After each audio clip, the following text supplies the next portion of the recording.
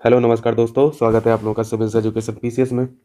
आईएसएफआर 2023 है ना, रिलीज हो चुकी है। Indian state of forest report 2023। तो ये आगामी परीक्षाओं के लिए बहुत इंपॉर्टेंट टॉपिक है। आरओ के लिए इंपॉर्टेंट टॉपिक है और पीसीएस 2025 का जो प्री होगा उसके लिए भी इम्पोर्टेंट है। और पीसीएस जो 2024 का है ना, मेंस होने वाला है, 2024 का मेंस होगा, उसके लिए भी ये इंपॉर्टेंट टॉपिक होता है। लेकिन इस वीडियो में हम लोग आईएसएफआर 2023 नहीं पढ़ रहे हैं। यहाँ पे हम लोग उससे पहले आईएसएफआर को पढ़ने से पहले जो इसके बेसिक टर्म्स हैं उनको सीखेंगे बहुत अच्छे से, क्योंकि ये प्री से लेकर इंटरव्यू तक ये टॉपिक काम आता है। इस टॉपिक में हम लोग सीखेंगे फॉरेस्ट एरिया क्या होता है, इसके अलावा फॉरेस्ट कवर क्या होता है और ट्री कवर क्या होता है। ये बेसिक से सीखेंगे ताकि क्लियरिटी यहाँ पे हम लोग यहाँ पर सीख सकें। वैसे नॉर्मली तो हम लोग फैक्चुअल जो इन्फॉर्मेशन होती है रिपोर्ट में वो सब तो हम लोग देखते ही हैं ना, कि फॉरेस्ट एरिया कितना है, रिकॉर्डेड फॉरेस्ट एरिया कितना है, फॉरेस्ट कवर कितना है और ये ट्री कवर कितना है। बट ये एक्चुअली में होता क्या है, इस चीज़ को सीखेंगे। ये जो आपको फिगर का इलिस्ट्रेशन दिख रहा है इसको हम बाद में डिस्कस करेंगे। इससे पहले जो यहाँ पे कुछ थ्योरेटिकल चीज़ें हैं उसको सीख लेते हैं, ठीक है। तो ये जो बेसिक चीज़ है ना, बिल्कुल क्लियर समझ में आ जाएगा, फिर रिपोर्ट पढ़ने में भी आसानी रहेगी। और फर्दर अगर आगे भी पूछा जाए मेंस में या फिर इंटरव्यूज़ में देखेंगे टॉपिक, आपको बहुत सारे शॉर्ट्स मिल जाएंगे, बहुत सारे यूट्यूब पे वीडियो मिल जाएंगे, है ना, इंटरव्यू वाले। ये क्वेश्चंस पूछे गए हैं इंटरव्यू पैनल के द्वारा, ठीक है।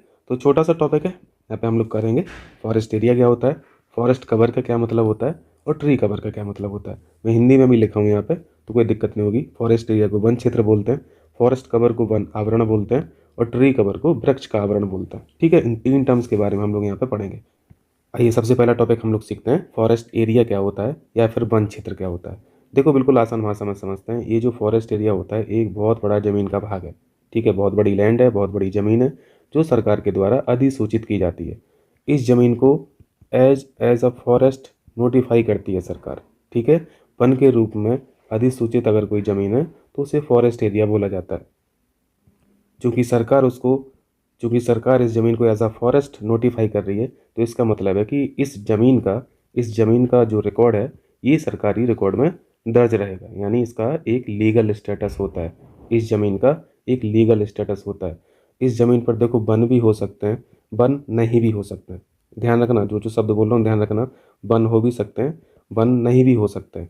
वन के अलावा यहाँ पर झाड़ियाँ भी हो सकती हैं, यहाँ पे पहाड़ भी हो सकते हैं, यहाँ पे घास के मैदान भी हो सकते हैं, ठीक है। मैं यहाँ पे मेंशन किया हूँ सरकार द्वारा अधिसूचित होती है, ठीक है, ऐसी ज़मीन जिसे वन के रूप में नोटिफाई किया जाता है। इसका मतलब है कि सरकार करती है सारा काम, यानी सरकारी रिकॉर्ड में ये दर्ज होती है, यानी इसका एक लीगल स्टेटस होता है, ठीक है। फॉरेस्ट एरिया का एक लीगल स्टेटस होता है।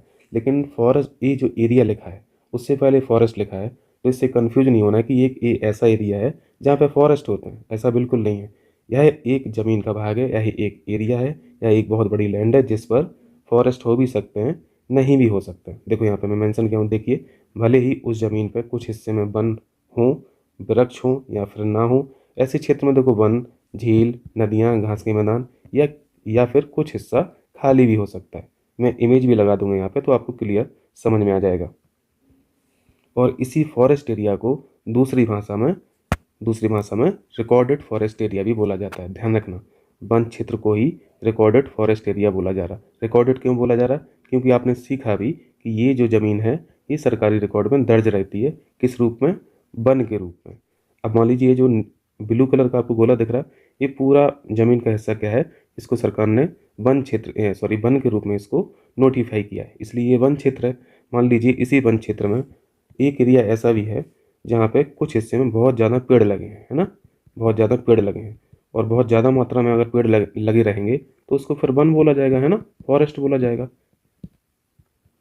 तो वन क्षेत्र के अंदर और किसी हिस्से में बहुत ज़्यादा वन है, घनी मात्रा में है, वो हम लोग टेक्निकल टर्म्स पढ़ेंगे कि कितने हेक्टेयर में कितना परसेंट कैनोपी होता है। अभी बस मोटा मोटा समझिए कि अगर वन क्षेत्र में कुछ हिस्सा ऐसा भी है जहाँ पर बहुत सारे पेड़ लगे हैं, ठीक है, तो इसको फॉरेस्ट कवर बोला जाएगा। इसका मतलब क्या सीखा कि वन क्षेत्र के अंदर, फॉरेस्ट एरिया के अंदर फॉरेस्ट कवर भी हो सकता है, ठीक है। अभी इसका मतलब मैंने ये नहीं बताया है कि ये जो फॉरेस्ट कवर है ये वन क्षेत्र के ही अंदर होता है। मैंने ये चीज़ बताई है कि फॉरेस्ट कवर ये जो फॉरेस्ट एरिया है इसके अंदर भी हो सकता है, ठीक है, ये बाहर भी हो सकता है। अब दोनों चीज़ें सीखिए।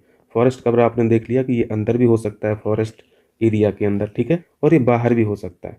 जैसे बाहर यहाँ पे मैंने मेंशन किया है फॉरेस्ट कवर RFA या फिर फॉरेस्ट एरिया के बाहर भी हो सकता है। ये चीज़ आपको अभी जब हम लोग फॉरेस्ट कवर के बारे में पढ़ेंगे तब और क्लियर हो जाएगा। अभी बस इतना समझिए, ये जो फॉरेस्ट कवर होता है या फिर वन आवरण होता है, ये फॉरेस्ट एरिया के अंदर भी हो सकता है और बाहर भी हो सकता है। क्लियर है? तो यहाँ से एक बात और समझ में आ गई कि फॉरेस्ट कवर जो है या फिर वन का आवरण है, ये सरकारी रिकॉर्ड, इसका सरकारी रिकॉर्ड हो सकता है और नहीं भी हो सकता है। यही ना मतलब हुआ। अगर फॉरेस्ट कवर फॉरेस्ट एरिया के अंदर है तो ये बात सही हो जाएगी, सरकारी रिकॉर्ड में दर्ज है। और फॉरेस्ट कवर अगर फॉरेस्ट एरिया के बाहर है तो फिर ये वाली बात सही हो जाएगी, है ना, कि सरकारी रिकॉर्ड में नहीं भी हो सकती है ना। फॉरेस्ट कवर सरकारी रिकॉर्ड का नहीं भी हो सकता है, ये किसी प्राइवेट आदमी का भी हो सकता है।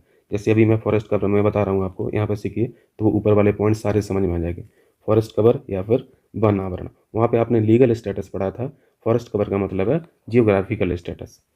Area of lot of tree, आपने देखा कि बहुत मतलब एक एरिया है, ये 1 हेक्टेयर का एरिया होता है, ठीक है। 1 हेक्टेयर से ज़्यादा एरिया होना चाहिए। और यहाँ पे पेड़ों की जो कैनोपी है ना, यहाँ पे जो वृक्ष लगे हैं, घने वृक्ष लगे हैं, इतना तो समझ में आता। फॉरेस्ट तो हम लोग समझते हैं ना कि फॉरेस्ट क्या होता है, बहुत ज़्यादा वहाँ पे पेड़ों की संख्या होती है, कुछ दिखता नहीं है, ज़मीन में नहीं दिखती, ऊपर से फ़ोटो खींचेंगे तो कुछ दिखेगा नहीं। तो 1 हेक्टेयर से अगर बड़ा एरिया है और कैनोपी 10% से ज़्यादा है ना। ट्री कैनोपी समझते हैं ना? कैनोपी मतलब होता है कि जो पेड़ की पत्तियां होती हैं, उन पत्तियों से ज़मीन का कितना हिस्सा ढक रहा है ना, तो उसको बोलते हैं ट्री कैनोपी। तो 10% ट्री कैनोपी होना चाहिए और 1 हेक्टेयर से ज़्यादा का क्षेत्र होना चाहिए, तब हम जाके बोलते हैं कि ये एरिया फॉरेस्ट कवर के अंदर आएगा। वही चीज़ यहाँ पे मैं लिखा हूँ कि ट्री कैनोपी डेंसिटी जो है वो 10% से ज़्यादा होना चाहिए। और ये 10% जो कैनोपी है ये कितने एरिया में होना चाहिए, वो एरिया 1 हेक्टेयर से ज़्यादा होना चाहिए। क्लियर है? तो यही चीज़ अभी हम लोगों ने सीखा था कि ये जो आपको हिस्सा दिख रहा था, ये वाला जो हिस्सा दिख रहा था, ये फॉरेस्ट एरिया का हिस्सा था। इसके अंदर एक हिस्सा ऐसा भी था कि जहाँ पर ट्री कैनोपी 10% से ज़्यादा होगी और 1 हेक्टेयर से अगर ज़्यादा होगा तो फिर उस हिस्से को हम लोग फॉरेस्ट कवर बोल देंगे या फिर वन का आवरण बोल देंगे। क्लियर है? इसका मतलब है कि वन क्षेत्र के अंदर फॉरेस्ट कवर हो सकता है, बिल्कुल हो सकता है, और ये बाहर भी हो सकता है। ठीक है, और भी सीखे इसके बारे में। ये क्या चीज़ है? फॉरेस्ट कवर जो है ये गवर्नमेंट या फिर रिकॉर्डेड फॉरेस्ट एरिया, गवर्नमेंट बोल लीजिए या फिर रिकॉर्डेड फॉरेस्ट एरिया बोल लीजिए, एक ही बात है सब। ठीक है, तो ये RFA भी हो सकता है और ये प्राइवेट प्रॉपर्टी भी हो सकती है। प्राइवेट प्रॉपर्टी कैसे? जैसे भाई आप बहुत बड़े जमींदार हैं, आपका 2 हेक्टेयर का एक खेत है, 1 हेक्टेयर में लगभग 2.5 एकड़ होता है ना। तो 5-5 एकड़ के खेत होते हैं भाई जमींदारों के पास। मान लीजिए आप ही हैं, 5 एकड़ में आपने पूरा सागौन का पेड़ लगाया है ना। सागौन का पेड़ बिल्कुल पूरे खेत में लगाया है, 5 एकड़ के खेत में। मान लीजिए 1 हेक्टेयर ही है या फिर 1.5 एकड़ है, ये सॉरी 1.5 हेक्टेयर है। ठीक है, तो इतने बड़े एरिया में आपने पूरा ये जो आपने सागौन का पेड़ लगाया है, तो ये किस हिस्से में आएगा? ये मतलब इसको क्या क्या माना जाएगा?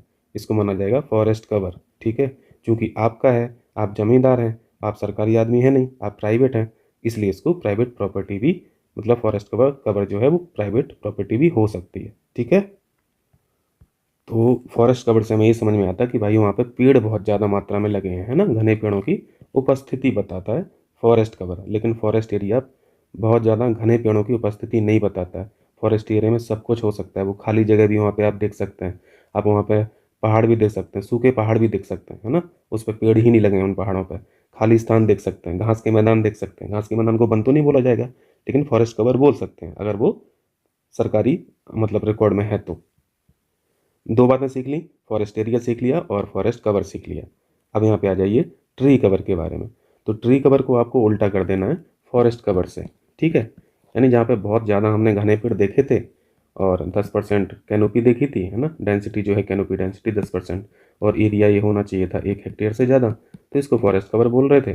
ठीक है, और यही अगर ट्री कैनोपी 10% से कम है और एरिया 1 हेक्टेयर से कम है, ठीक है, मतलब 1 हेक्टेयर के एरिया में जो ट्री कैनोपी है, मतलब ट्री जो वहाँ पे लगे हैं, वो कैनोपी डेंसिटी जो है वो 10% से कम है, तो उसे फिर ट्री कवर बोला जाएगा। ठीक है, वो क्षेत्र ट्री कवर में आ जाएगा, वृक्षावरण में आ जाएगा। ठीक है, बस यहाँ पे आपको क्या और सीख लेना है कि ये RFA में नहीं होता है, ये सरकारी रिकॉर्ड में दर्ज नहीं होता है, इसलिए रिकॉर्डेड फॉरेस्ट एरिया में नहीं होता है या फिर फॉरेस्ट एरिया में नहीं होता है। यानी फॉरेस्ट एरिया के आउटसाइड यानी बाहर जो पेड़ लगे हैं, है ना, ट्री के पैचेस वगैरह होते हैं ना, कुछ कुछ जगह पे लगे रहते हैं, यहाँ पे लगे हैं, यहाँ पे लगे हैं, फिर कुछ यहाँ पे लगे हैं, हो सकता है आपके गाँव के बगल में लगे हों, है ना, 20-30 पेड़, तो वो ट्री कवर में आएगा, उसको RFA नहीं माना जाएगा। तो ट्री कवर का कोई भी मतलब नहीं है सरकारी खाते से। क्लियर है? तो आपको PCS के लिए यही सारी चीज़ें सीखनी है। ट्री कैनोपी वो स्टेटमेंट में पूछेगा, एरिया पूछ लेगा, ठीक है, ये सारे कॉन्सेप्ट जो हैं, ये जो फैक्ट हैं, ये भी पूछ लेगा, है ना। अब यहाँ पर देखो, मैं पिक्टोरियल एक डायग्राम बनाया हूँ, इससे आपको क्लियर समझ में आ जाएगा।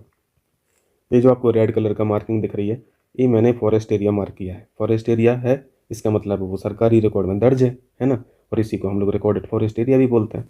अब इसी रिकॉर्डेड फॉरेस्ट एरिया में के अंदर जो है, आपको ये वाला हिस्सा दिख रहा है, ये वाला हिस्सा दिख रहा है, बहुत सारे पेड़ लगे हैं।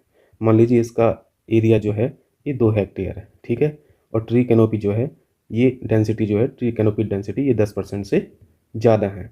तो इस वाले हिस्से को क्या बोला जाएगा? इतने वाले हिस्से को फॉरेस्ट कवर बोला जाएगा, वन का आवरण बोल दिया जाएगा। और ये किसके अंदर आपको दिख रहा है? फॉरेस्ट एरिया के अंदर ही दिख रहा है। और फॉरेस्ट एरिया के अंदर क्या क्या दिख रहा है? ये आपको पहाड़ दिख रहा है, पत्थर दिख रहा है, नदी भी दिख रही है ना, और कहीं कहीं दूर दूर पेड़ भी लगे हुए दिख रहे हैं, है ना। तो ये दूर दूर जो पेड़ लगे हैं, इनको ट्री कवर मत बोल देना, क्योंकि ट्री कवर का कोई लेना देना नहीं होता है सरकारी रिकॉर्ड से। और बहुत सारी जगह आपको खाली भी दिख रही है ना, तो खाली जगह भी आप पाएंगे फॉरेस्ट एरिया में, क्योंकि वो वन के रूप में अधिसूचित है, इसलिए उसको फॉरेस्ट एरिया बोला जा रहा है, भले ही वहाँ पे फॉरेस्ट ना हो। क्लियर है? अभी फॉरेस्ट कवर की बात हो गई थी। अब यहाँ पे देख लीजिए, ये जो आपको हिस्सा दिख रहा है, ये बहुत सारे ट्री लगे हैं। ट्री कैनोपी 10% दिखाई गई है, ज़्यादा दिखाई गई है 10% से, और एरिया इसका 1 हेक्टेयर से ज़्यादा दिखाया गया है। तो ये क्या हो जाएगा? ये फॉरेस्ट कवर हो जाएगा, वन का आवरण हो जाएगा। क्लियर है? अब एक एरिया में यहाँ पे पैचेस में यहाँ पे ट्रीज दिख रहे हैं, कुछ यहाँ पे पेड़ लगे हैं, कुछ यहाँ पे लगे हैं, है ना, कुछ यहाँ पे लगे हैं। मान लो इसी एरिया की बात करें, इसी लैंड की बात करें, तो यहाँ पे जो वृक्ष लगे हैं, यहाँ पे ट्री कैनोपी 10% से कम है जो डेंसिटी है, और एरिया इसका 1 हेक्टेयर से कम है। तो ये वाला जो हिस्सा हो जाएगा, इसको क्या बोला जाएगा? ये ट्री कवर में काउंट किया जाएगा, वृक्षों के आवरण में काउंट किया जाएगा। क्लियर है बात है भाई? अब इस इमेज को देखिए, मान लीजिए ये जो ज़मीन दिख रही है आपको, ये पूरा ये दिख रहा है, पूरा लैंड जो दिख रहा है ना, ये फॉरेस्ट एरिया नहीं है, ठीक है, मतलब सरकारी रिकॉर्ड में दर्ज नहीं है। तो ये वाले जो पेड़ हैं, ये जो पैचेस में आपको दिख रहा है, ये इसमें किस में काउंट होंगे? ये ट्री कवर में काउंट होंगे। क्लियर है? अब आप दूसरी इमेज देखिए। दूसरी इमेज है, आपको घने जंगलों के अलावा कुछ भी नहीं दिख रहा है ना, घने जंगलों के अलावा कुछ भी नहीं दिख रहा है, मतलब मैं फॉरेस्ट कवर का इमेज दिखा रहा हूँ अभी, है ना। तो ये जो है, ये क्या हो जाएगा? ये फॉरेस्ट कवर है। और फॉरेस्ट कवर आपने सीखा है कि ये फॉरेस्ट एरिया के अंदर भी हो सकता है, और फॉरेस्ट एरिया के बाहर भी हो सकता है, आउटर भी हो सकता है, ठीक है। फॉरेस्ट एरिया का अपने आप मतलब है कि ये सरकारी खाते में दर्ज है ना। और फॉरेस्ट एरिया से अगर बाहर है कोई फॉरेस्ट कवर, तो इसका मतलब है ये सरकारी खाते में दर्ज नहीं है। ये सरकारी भी हो सकता है और प्राइवेट भी हो सकता है। सरकारी वाला तो यहाँ देख ही लिया था, तो ये प्राइवेट हो जाएगा फिर। अब तीसरी इमेज देखिए, ये तीसरी इमेज है, इसको मैं मान के चल रहा हूँ कि ये फॉरेस्ट एरिया है, ठीक है। ये पहले से मैं मान लिया हूँ फॉरेस्ट एरिया है। फॉरेस्ट एरिया है, इसका मतलब ये RFA है ना, रिकॉर्डेड फॉरेस्ट एरिया है। अब रिकॉर्डेड फॉरेस्ट एरिया में आपको क्या क्या क्या दिख रहा है? ये वाला जो हिस्सा दिख रहा है, ये तो घने वन दिख रहे हैं ना, तो ये वाला हिस्सा हो जाएगा फॉरेस्ट कवर का, ठीक है। यहाँ पे आपको पहाड़ दिख रहे हैं, सूखे पहाड़, कोई यहाँ पे पेड़ तो लगे नहीं है ना। तो ये वाला हिस्सा फॉरेस्ट कवर का तो नहीं है खैर, लेकिन फॉरेस्ट एरिया का तो है ही। तो मेरा कहने का मतलब यहाँ पे ये है कि फॉरेस्ट एरिया में ज़रूरी नहीं है, कुछ हिस्सा खाली भी हो सकता है पेड़ों से, ठीक है, जैसा आपको यहाँ पे दिख रहा है। और कुछ हिस्से में यहाँ पे पेड़ भी हो सकते हैं बहुत ज़्यादा। अगर कैनोपी वगैरह वैसा होगा 10% से ज़्यादा, और एरिया 1 हेक्टेयर से ज़्यादा होगा, तो हम फॉरेस्ट कवर बोल देंगे। अगर ऐसा नहीं होगा, फॉरेस्ट एरिया में ऐसा कोई एरिया नहीं होगा, ऐसी ज़मीन नहीं होगी जहाँ पे इस तरह के पेड़ नहीं लगे हैं या कैनोपी नहीं है, तो फिर नहीं बोलेंगे उसको फॉरेस्ट कवर। क्लियर? तो इतनी बातें थी। तो मैं यहाँ पे उम्मीद करूँगा कि आप लोगों को समझ में आया होगा। अगला टॉपिक हम लोग यही करेंगे, Indian state of forest report 2023। तो अब आपको सारी चीज़ें समझ में आएंगी। क्लियर भाई? चलिए मिलते हैं फिर नेक्स्ट वीडियो में। Thank you.